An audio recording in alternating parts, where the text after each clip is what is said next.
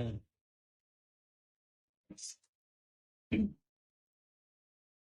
আজকাল কি যে উল্টাপাল্টা বায়না শিখেছে ও, যখন তখন এসে বলবে ওর একটা আকাশ চাই। আর আমিও বোকার মতো সব কাজ ফেলে ওর চোখের মাপের আকাশ খুঁজতে থাকি। শুধু কি তাই, তাতেও আবার ওর আপত্তি।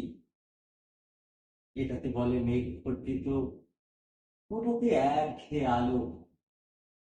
গধূলি আকাশে দেখলেই ও আবার লজ্জায় মরে যায়।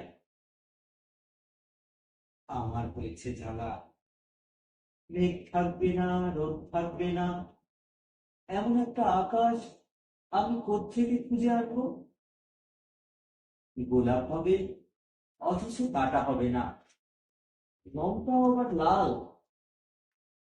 এমন আমার হয় নাকি?